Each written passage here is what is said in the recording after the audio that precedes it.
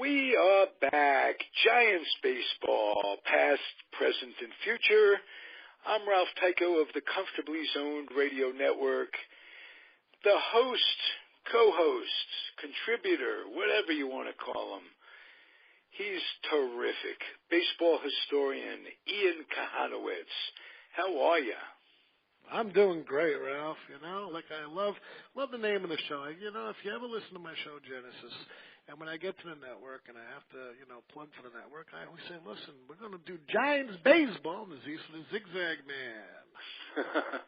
That's yeah, what it you give the station a touch of class, and you're out there. You've got a lot of shows that you've got in the can for the summer. You're planning a vacation. You're living the good life, Ian.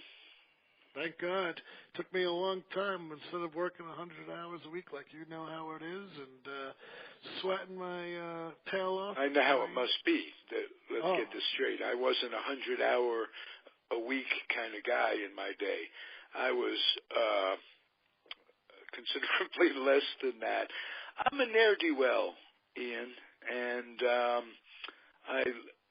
I've accumulated memories and stems and seeds. That's my lifetime savings. So if you could put all that into perspective, I do appreciate hard workers. And ironically, I work harder at this Comfortably Zoned Radio Network thing, where our podcasting thing that we have going on, than I ever worked when I was working. I'm an old retired guy, and you know why I can do this and I couldn't do the other? Because it's not work, it's play. And if you make your work your play, it never is work. And you can do it. I had that going on when I was the Topps representative in the 80s and 90s. And I'd spend my summers driving up the coast of California and going up to Oregon and Washington and seeing baseball, minor league baseball, and signing players to their Topps contract. It was never work for me, although technically it was considered to be work. So when you love what you're doing, you don't. The time clock goes out the window, as far as I'm concerned, and you can do it more with excellence if you love it and it's your passion. And it certainly is with you. Your interviews are educational and fun to listen to. You get down with the people and you find out about their very beings. And I try to catch as many of them as I can. How about that? So, Ian, that's what I'm going to tell you for this morning.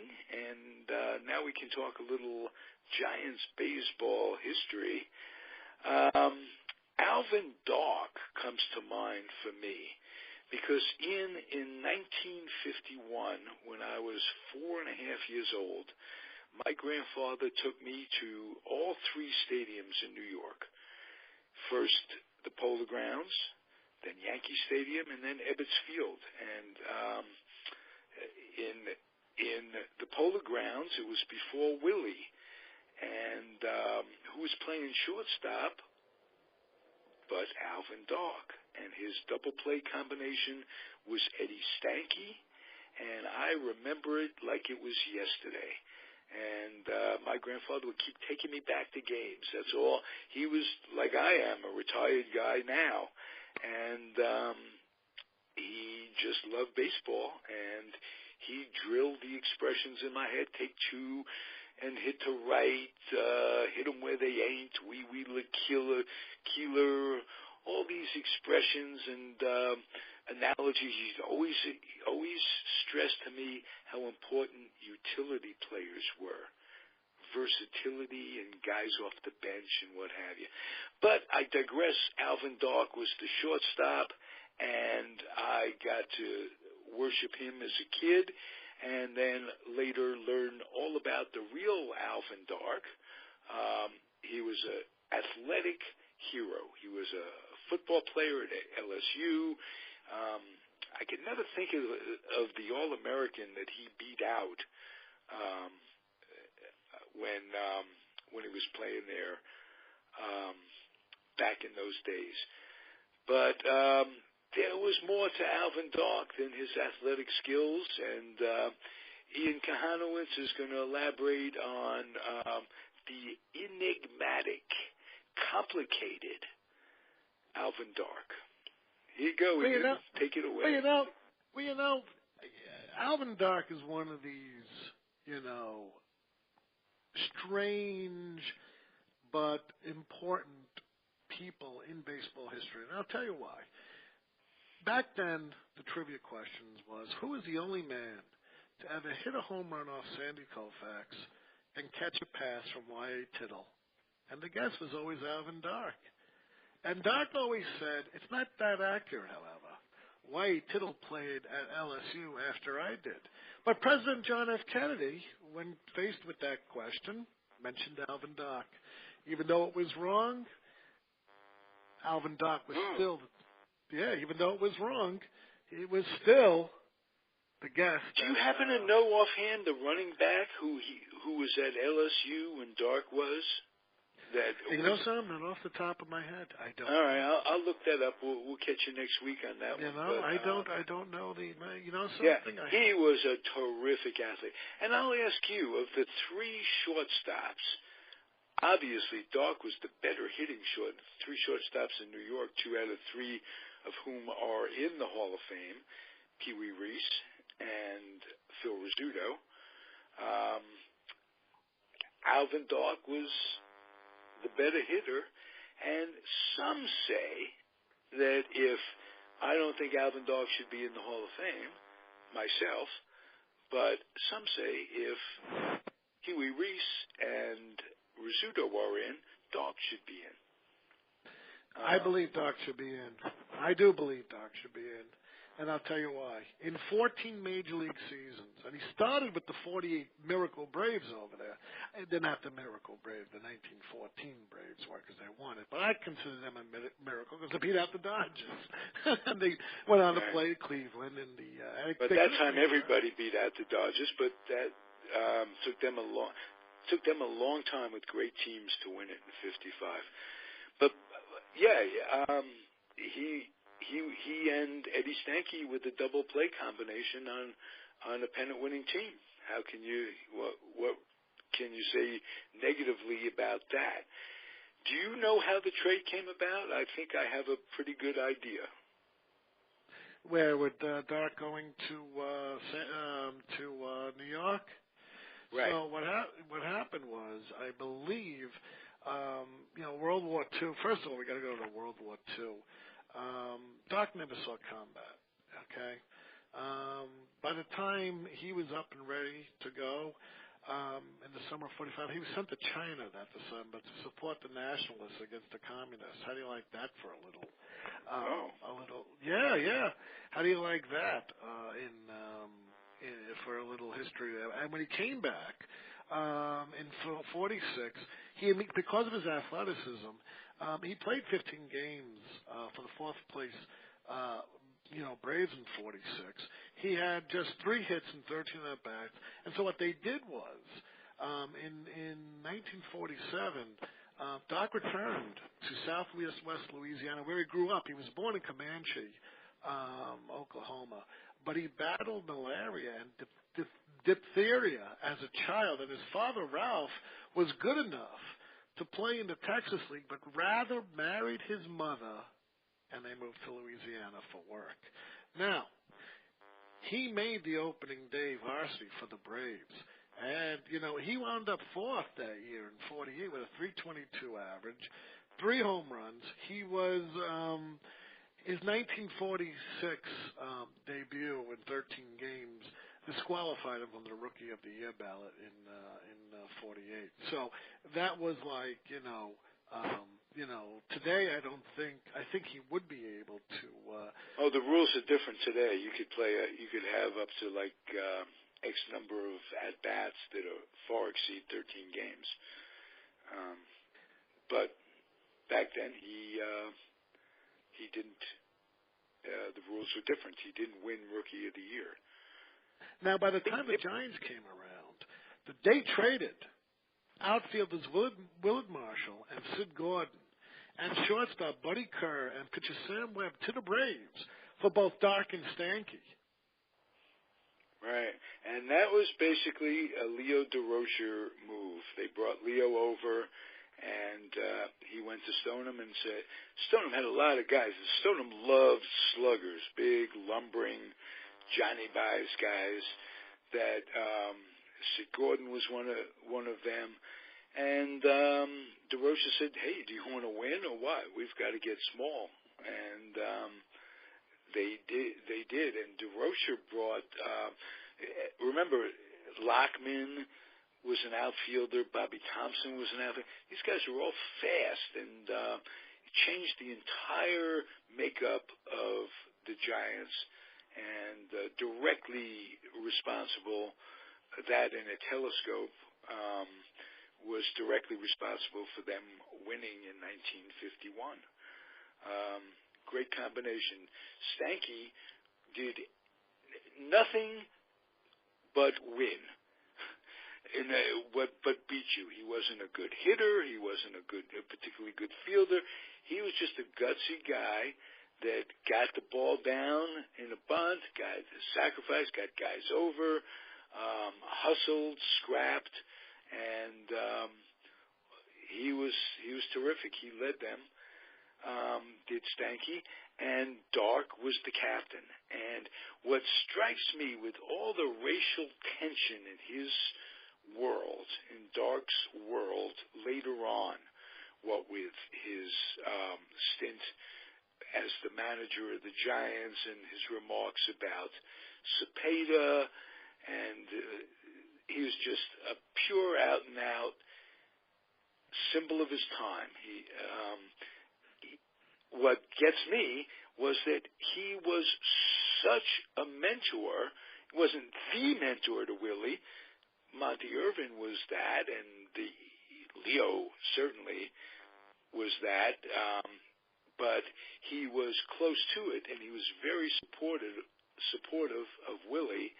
And I want you to comment on that, because it took a lot. Willie was very young, very immature. It took a lot to keep him on the right trail, and Dark was part of that.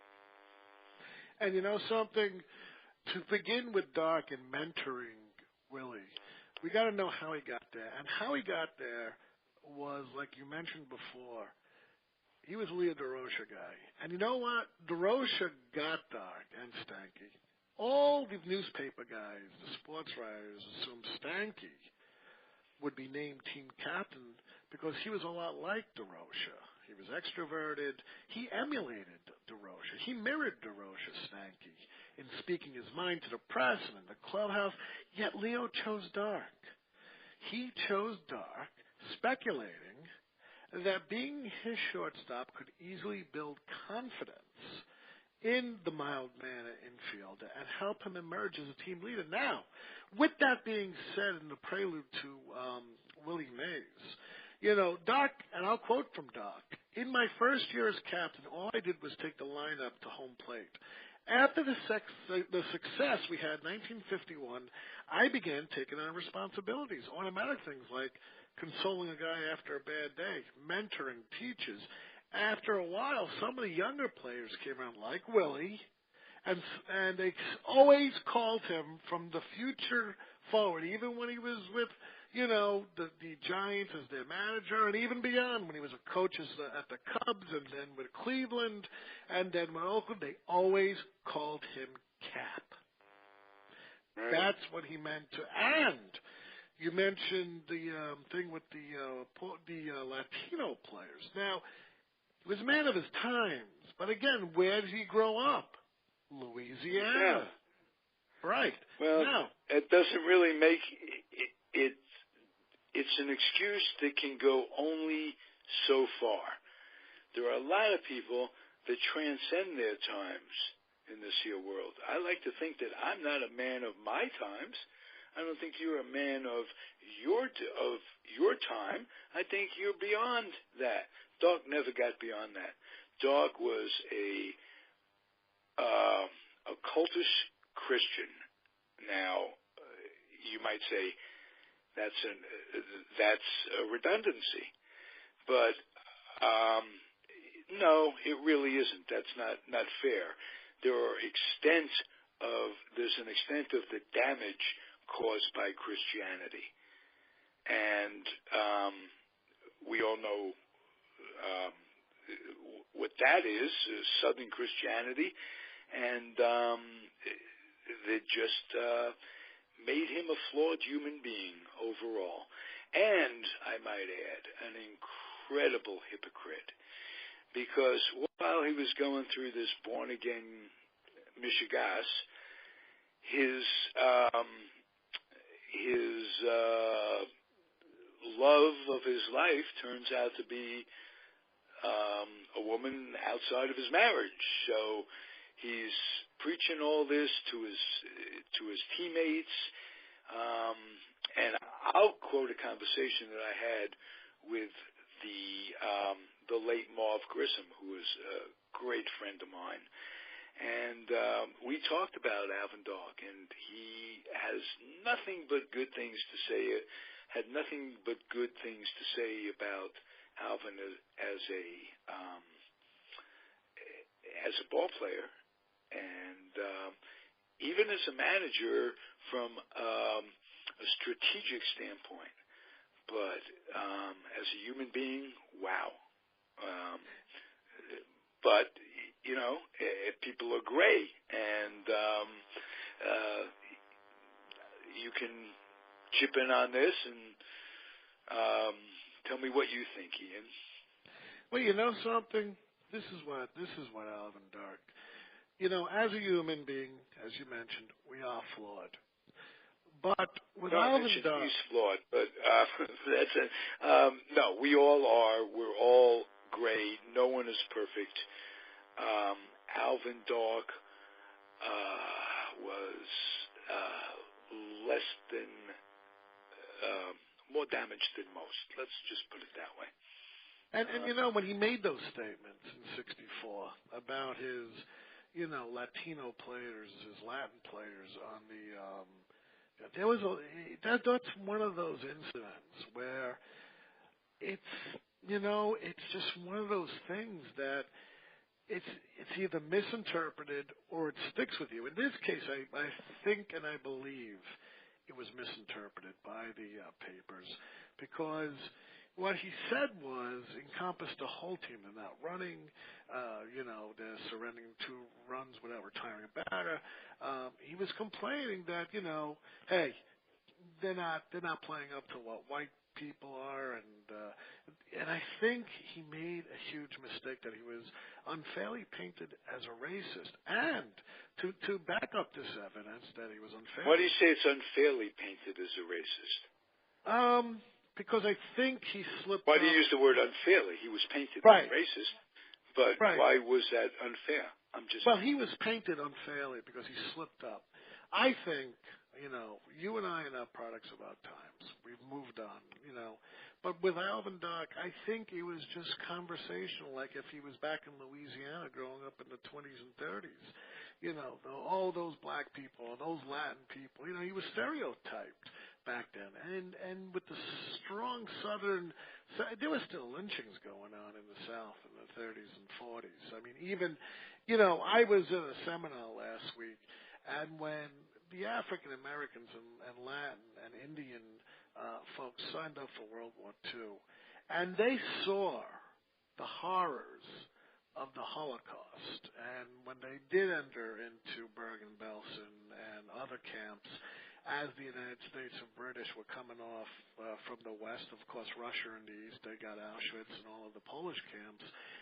These band of brothers who were considered minorities, they said, yes, finally, this is so horrible with racism, we're going to go home and this is going to change everything.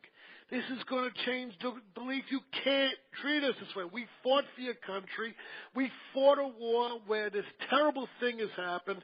And on the way home, either by boat or air, they said, hey, guys, you're going home. You're not going to be treated any different. That's the mentality at the time. And I think Dark held that mentality by where, as he was speaking to maybe someone not on the record, he let it slip out. But I'll tell you this much. The commissioner, Ford Frick, came to his defense. Even Willie Mays came to his defense, but he was branded that way.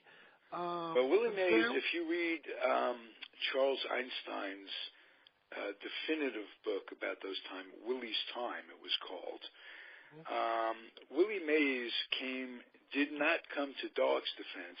He came to the team's defense. Right. When that came out, he gathered all the African American players or the players of color, and he got them together. He says, look, we can't play. They were saying, we can't play for this guy.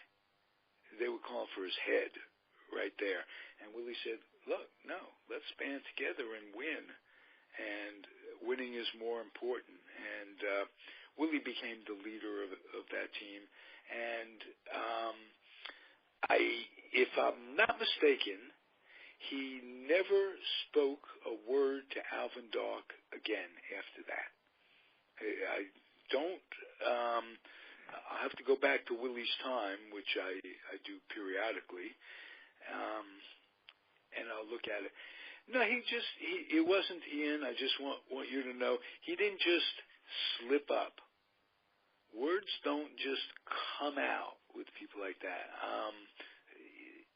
There's basis for it. I mean, it's in their heads. It's part of their lifestyles. And like I say, he didn't transcend his times.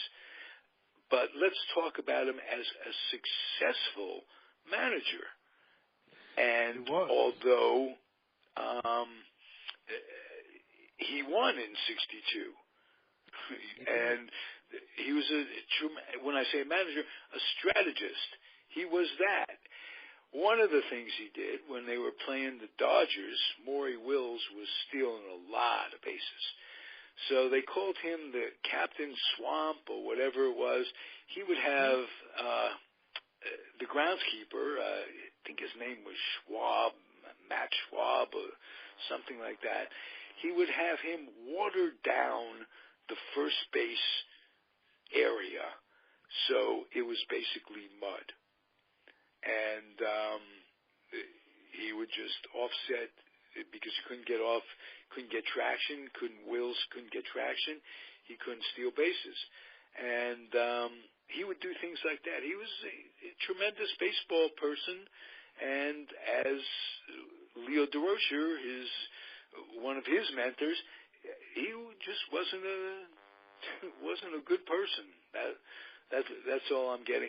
And he later went on. You did an interview about the A's that you just sent me the other day, and I don't know if the author was it Waldo? It was Jason Turbo. Jason Turbo. Okay.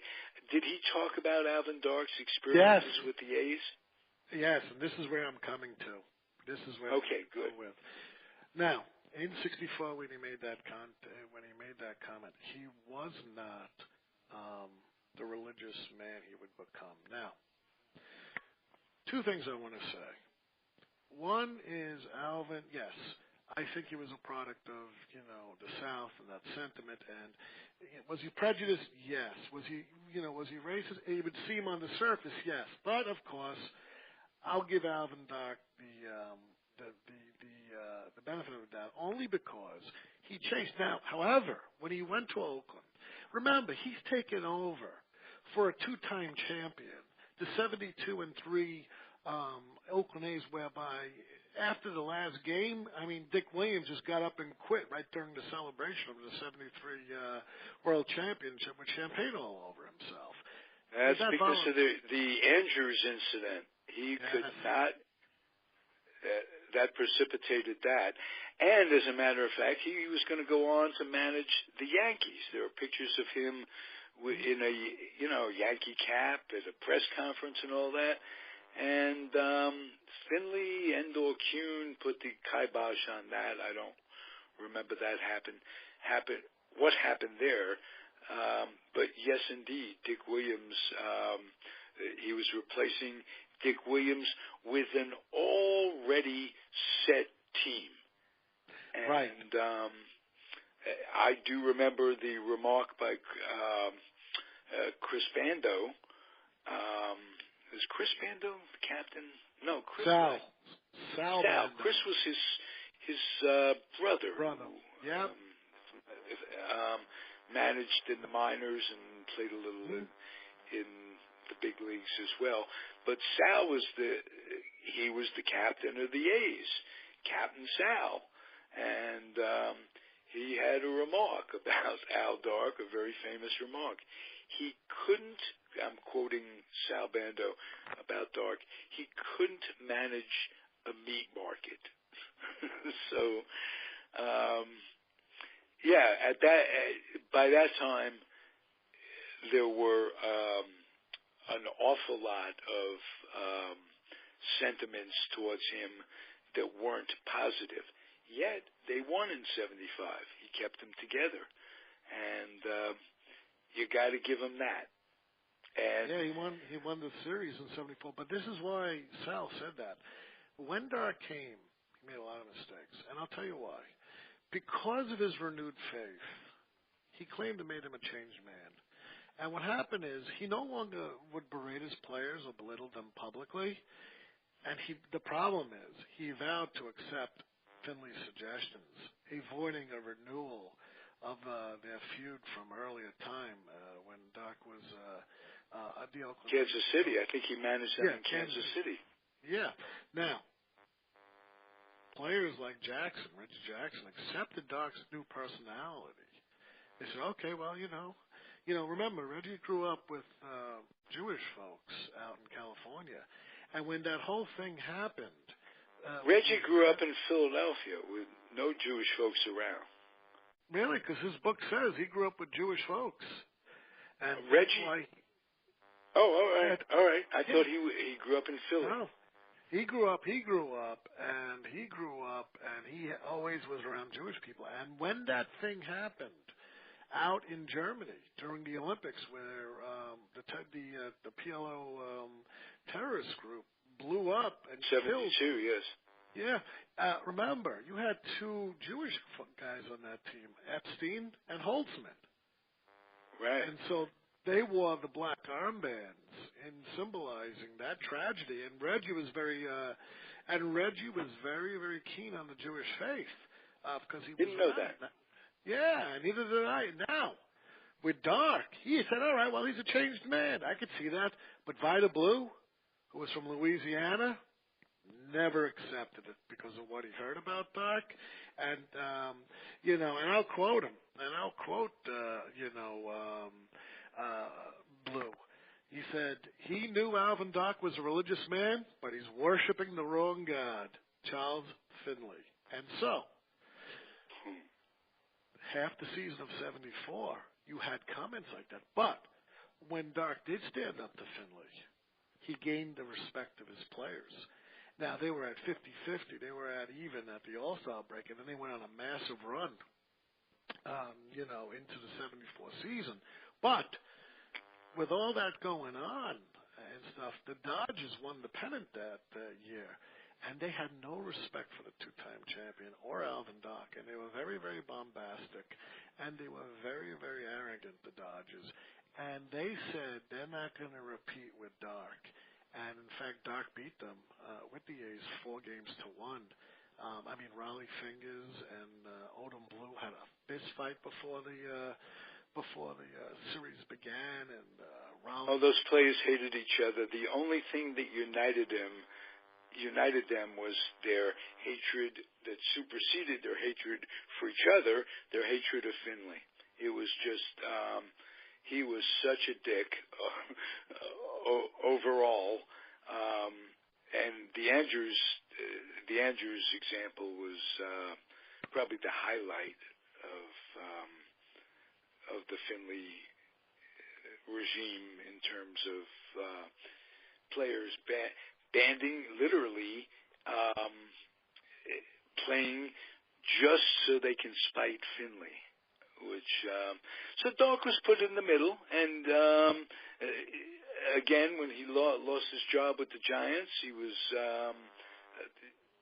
was floundered around in the baseball world for a lot of years without winning, and this basically capped his career a little bit. Anything about him that would surprise us that you learned that just from a personal? But you know something? In 1981, Doc was inducted into the LSU Athletics Hall of Fame. 5 years earlier, he was elected to the Louisiana Sports Hall of Fame. And he lived to 92 years old, by which he died in November of 2014, just a few years ago. At the time of his death, he had his second wife, his children, 20 grandchildren, and 3 great-grandchildren, and... God, that's not good. He repopulated the world. He repopulated the world. No, not for the world is what I'm thinking about. I'm physically sick this morning, ladies and gentlemen, just with the thought of that. But that's all right. That's all right. I've gotten by it. I've gotten by nausea before, and I'll get by it. I'll get by it today.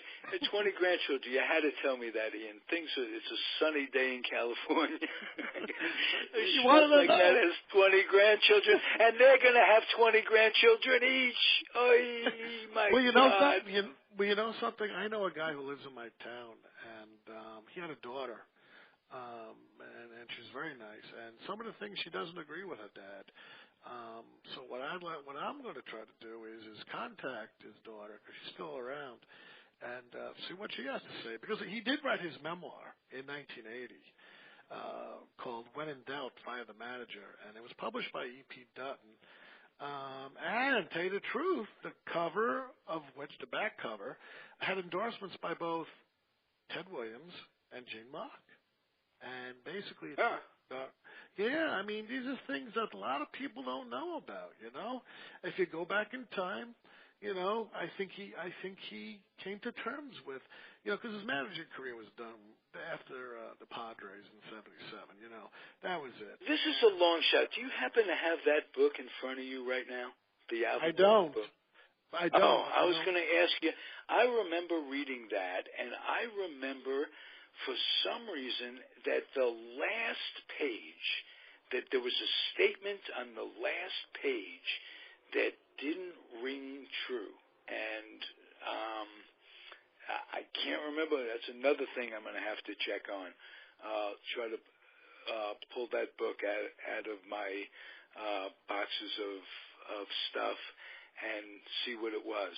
But he did write an interesting book. Yes, he did. And he managed Cleveland, too. What was his experiences with Cleveland? Did he manage Cleveland? You know, I get inside information to that, all right? Because I'll tell you why. I speak with Jenny Paul, who was Gabe Paul's daughter. And at the time, he was the general manager of...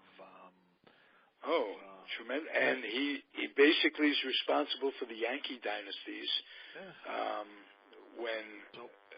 when Steinbrenner was suspended.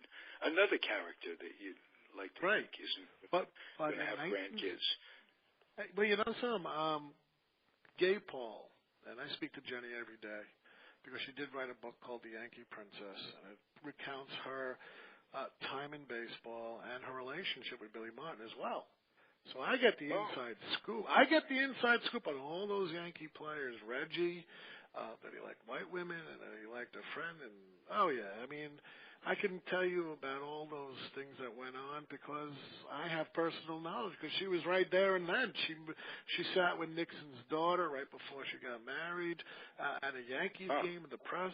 But with Dark, you see Stouffer, from Stouffer Foods, he owned the Cleveland Indians at the time. And he made a huge mistake because Paul wasn't winning. Gabe Paul wasn't. And he made Alvin Dark the general manager and manager at the same time for the 68. Yeah, for the 68 Cleveland Indians. And he just bombed at it. He basically ruined the team that would never rise again in the 70s. And after one season, he pretty much was fired as the general manager. Stayed on for another year, I believe, as the Cleveland manager, and they put Gabe Paul back on. Now, Paul was still in a rebuilding era when, he got his sights on maybe buying the Detroit Tigers. He didn't have the funds, Gabe Paul. And so that's entered George Steinbrenner into the mix. Now, Steinbrenner worked for the Stouffer family and, of course, was big in Cleveland.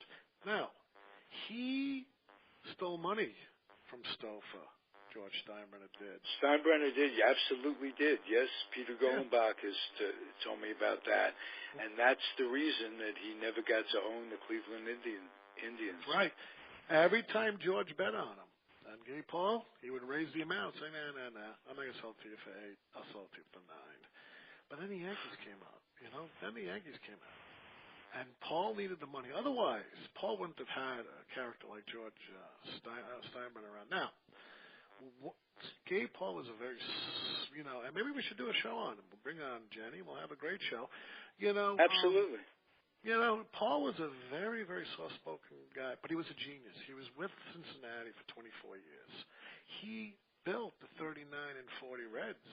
In 39, they lost to the Yankees. In 40, I believe they beat the Tigers for the World Championship in 1940. He endured 2 people committed suicide on the Reds in 1940. Paul was an advocate for the minorities, especially black players. He brought up Frank Robinson. Was he an advocate of black players committing suicide? No, at the time. Oh, good. At the time. You would think he would, but no. Excuse my humor, Ian. I see people. I judge people as a sign of their times. and Paul wasn't a sign of times. Paul, he brought up African Americans. In 40, of course, there was no African Americans in baseball until Jackie. But right, that's what I mean. After a few years, he had more minorities on the Reds. And I think he did more than Brand Trichy for it. And to give it even more of a thing, he helped create the Havana sugar canes and had the pipeline from Cincinnati go down to Cuba and foster and cultivate players into the Reds farm system. He pulled the team out of an exhibition game with their farm team in Little Rock, Arkansas, because they refused to keep African-American players in their hotels. That Paul just got back on the bus, and they all went back to Cincinnati. Yeah, I hear many stories about people like Veda Pinson coming up in that Reds farm system, and all the minor league teams that they played in were just all a bunch of crackers down there, and they gave those guys an incredibly hard time. And, of course, you compare like Jackie Robinson and what he faced coming into baseball. They kind of shielded Jackie Robinson as much as they could. They put him in Montreal, which was a very open society. But guys that came up after him that really played in the Deep South, the Curt Floods and what have you, they suffered an awful lot. It's probably never from what happened in Boston earlier this year with Adam Jones and these crazed, and there was more than just a couple. There were like 65 people who were ejected for making racial epithets in a northern city in 2018 at a baseball game to a star player with dignity who just happens to be black. So things haven't really changed. They've just been, it's now much more covert than overt. So it's a crazed world we live in, sir. I'm sure you'll agree. Oh, yeah. But you know something? I like what the Red Sox did. The day after they made the racial epithets up here in Fenway, the Red Sox banished that guy forever. And again, you must remember something. Massachusetts would be probably, in my opinion, because I've lived here for 24 years, and I saw the racism when I came up here. It was still prevalent, even against Jewish people at the time in certain places. You know, you got Brookline, you got Sharon, which are predominantly Jewish, but everyone's isolated. But what I want to say here is this. Pumpsy Green, you know, integrated the Red Sox 12 years after, you know, Jackie Robinson. And what Bill Russell went through to burn his house, what Jim Rice went through. Not just to burn his house, they shit in his bed. They defecated in the master bedroom. Mm-hmm. And they cheered him when they won champions. Our society, I'd like to think Boston. For a long time, I was thinking Boston progressed. But I was very disappointed, obviously, at that instance. What did they do? Tell me. What they did? Well, Russell or over here? Went to, after the episode, you started to tell me, and I rudely interrupted you. The whole city, everything. Oh my God, the whole city went ballistic over this because I think they're trying to shake the. It was on every news channel that you know this was done to Jones. It's Adam Jones, right? I think it was. Adam Jones, yes. Yeah, and the whole city was on an uproar that you know the Red Sox. It wasn't even 24 hours later. I think it was maybe 12 hours. They issued a statement, stuff like that. You know, not going to do that, but. I'll tell you what did come out. C.C. Sabathia spoke up, saying every time he goes up to Boston, he hears it. And other players spoke up that when they do make the trip up to Boston, more so in Boston, they hear it in other cities too, but Boston is very prevalent regarding that. And I'll tell you who's rolling in his grave, Ted Williams, because when he made his Hall of Fame speech, his one regret was not playing with these folks. Because again, he had to hide his Mexican heritage. Because he would have, you know, and he saw the importance of the Negro Leagues. And he saw that they were as good as players as them, and he never had a chance to play on a team with them, except for Pumpsy Green for about a year. And that was that. You know, I mean, if anything, Williams would still throw spit at the city because of what they did to him in the press, and you know, and he was loved by the people, but the press just hounded him. You know, right. 44 hitter, but you know, Boston has its prejudice, man. It's not only Boston because Boston's the only city, Major League Baseball city, as well as a football team that encompass 6 states. You got 6 states of Red Sox fans. That's a lot more than That's most. true. You know, all they call it New England. That's where I live, and my kids are big Red Sox fans and big Patriots fan. I live 8 minutes from Gillette. And you know, I have a topic for a show, and the reason Williams has the respect for African Americans is because in those days, players after a season, Bob Feller and Williams and Doby and all these guys would barnstorm. That's one thing. But even before Doby's time, Williams would barnstorm before blacks were allowed in the game. He'd barnstorm against players like Satchel Paige and Josh Gibson and Cool Papa Bell and this, that, and that. And he realized that these guys are just as talented, if not more so, than anybody. And those barnstorming teams played, or the blacks would play those barnstorming teams equally. I mean, over the years, it's probably like 50-50 one loss. So that's where Williams developed the respect. For blacks. Yeah, I mean, Ted Williams was really a pioneer. If anyone, I think, and some before him, I learned a lot about Lefty O'Doul, who was also a New York Giant for a little bit. Both of them believed in the science of hitting. They both studied it, and I think Williams could have been a great manager, but unfortunately, he was very biased against pitches. He was very biased against his own pitches. He hated pitches. He was I believe in the Peter principle in life. People rise to a certain position of incompetence. Williams was incompetent as a manager. If he would have been hired as just a hitting coach, oh my God, his life after baseball would have been better, and he would have contributed an awful lot that way. He wasn't personable, didn't have the skills to be a manager, the interpersonal skills to be a manager, but a genius when it came to hitting. Hey, you mentioned Lefty O'Doul. Yes, another former great New York Giant. And this is a Giant show, so we'll put that on the agenda.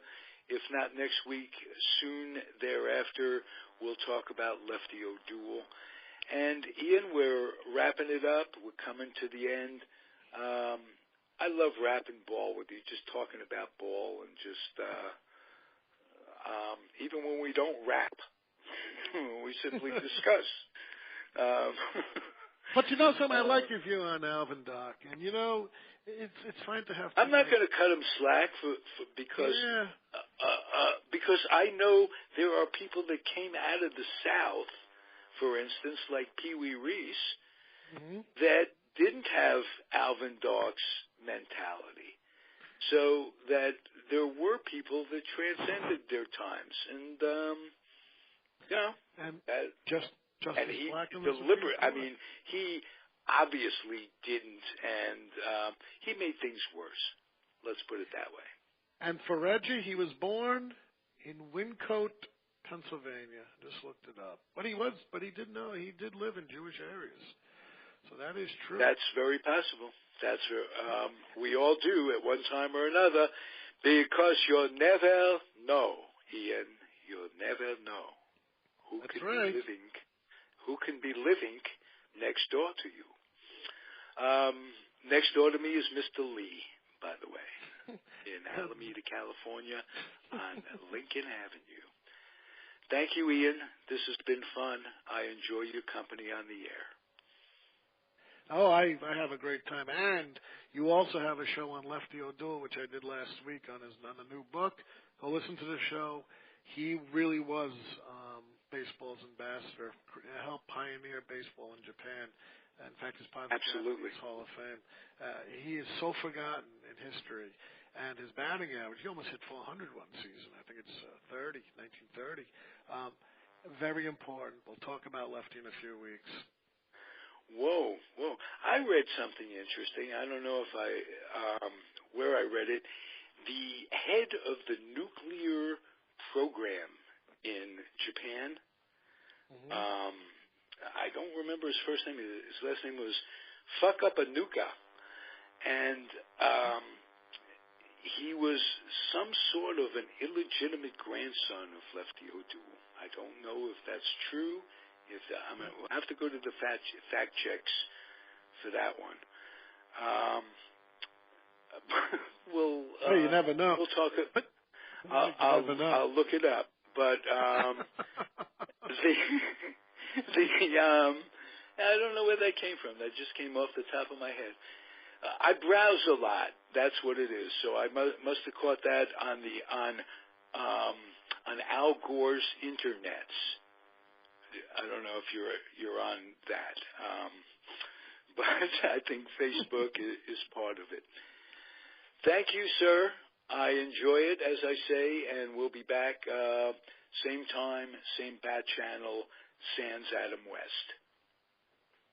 Take care, Ralph. Be well, Ian. Thank you again. All righty. And for those of you out there, thank you for putting up with my babble.